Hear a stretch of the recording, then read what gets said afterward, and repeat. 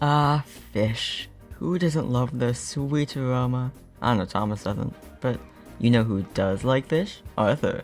And you know where Arthur works? The fishing village. And you know what I made a diorama of? The fishing village. Wait, what? That's right. I'm Jaden, aka the Wind Rover, and today it's time we talk about a diorama that, unlike my Netflix Sheds one, has not managed to creep into basically every single video I've ever made. The fishing village. While it again has not appeared in all that many of my videos, it actually starred in a short little Arthur and Billy story I made a few months ago. The link is in the description if you're interested. With shameless plugs aside, let's dive into how I made my fishing village diorama.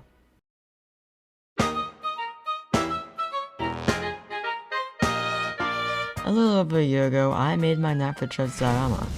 It served me greatly for months, but after a while I felt limited. The whole point of it was that I could film stories without having to make brand new temporary sets every time, yet just having one diorama proved to be just as daunting, at least from a storywriting perspective. So after scouring my beloved Season 7 for any sets that appealed to me, I stumbled upon the perfect next diorama to add to my collection, the fishing village. Similarly to my prior diorama, I began this one with just a simple 2-foot by 2-foot wood base, made from the same plywood sheet I cut up for Netflix Sheds. However, determined to add some cardboard, I had created a simple sheet to act as the raised area that the track sits on. After tinkering a bit, I figured out how tall I wanted it and where the track should go. Before moving on, I was sure to paint over the cardboard a nice simple layer of pavement gray, and I added some buildings I had lying around. Perfect! Moving right along, I took some cardboard and started marking out how I wanted the background buildings to look. As you can probably tell from this photo, hot glue and tape are my best friends. Next, I went into a photo editor and made up some quick building fronts before printing them out and slapping them on. Once that was all sorted, I got to work making the top layer.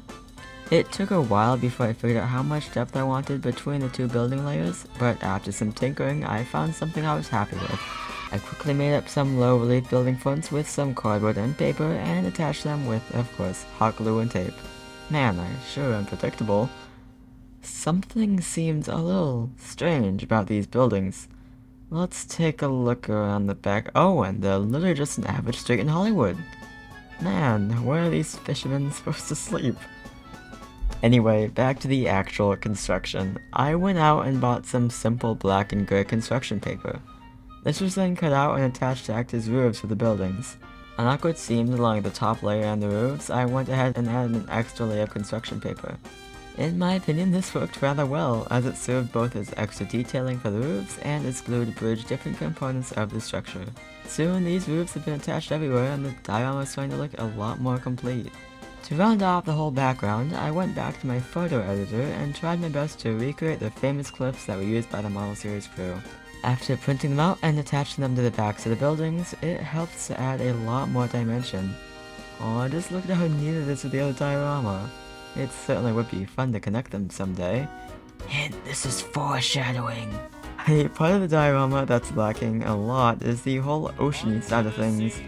To help with that a bit, I went ahead and added the actual pier wall with some popsicle sticks. While it's not necessarily the best look, I mean these were seriously not cut great, it serves its job pretty well. I also painted on a mix of brown and green to act as the rotting wood from the waves.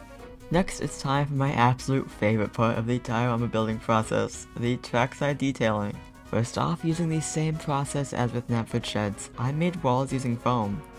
I started with a layer of black, then dry brushed various grays, blues, and purples to create a stony look. After that, I took some Woodland Scenic's coarse cinders ballast and added it between all the tracks, which at this point were glued down. This created some good contrast between the rails and the pavement. After that, I took an HO crane car I bought off eBay and pulled off the crane. I then attached this to the diorama, and I love the look of it. Next, I dug out my big bag of HO figures and started going wild with them. This was honestly really fun. It's always fun to make up little day-in-the-lifestyle stories with scale models like this. Like, look at this parent showing their child this cool steam train in town. Or what about these workers carrying stuff around for the day's work? And the fisherman from Something Fishy, perfectly placed to speak to whatever engine is in the siding? I love it. I also went around and grinded up the pavement, adding some rocks and dirt.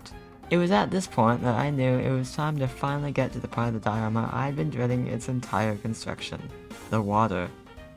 Basically, I had absolutely no idea how I wanted to model this. I'd considered everything from resin to paint.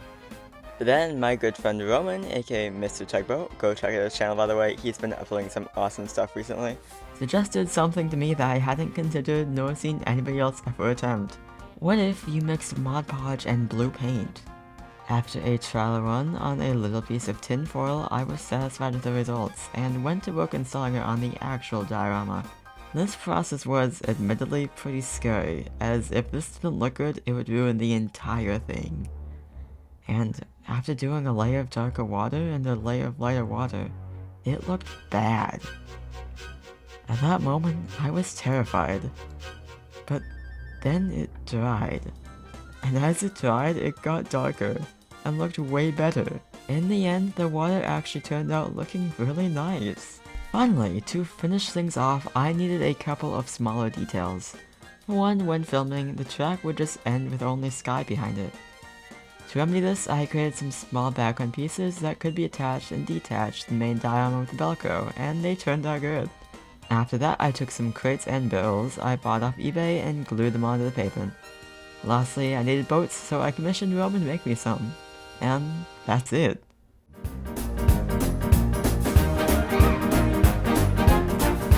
Yup, after about a month of work, my second ever diorama was complete. Now, half a year later, I think it's important to discuss what I think was done well and what was done less good.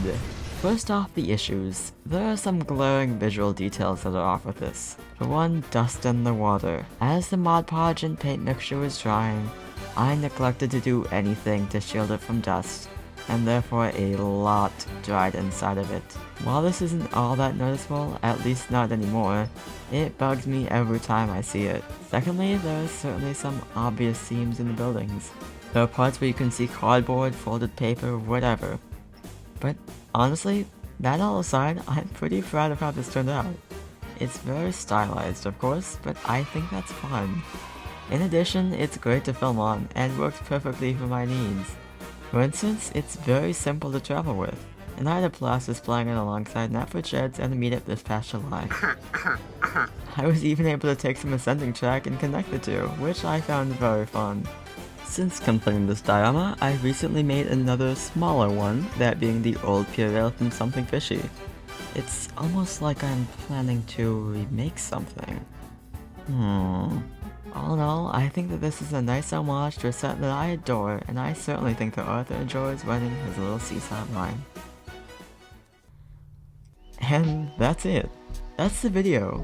Thank you all so much for 1,000 subscribers, and I'd love to know what you all would like to see come to the channel next. What do you think of my fishing village diorama, and what do you think I should recreate next? Let me know in the comments down below. If you enjoyed it, please consider leaving a like and maybe even subscribing. With all that said, thank you for watching and see you in the next one. Goodbye!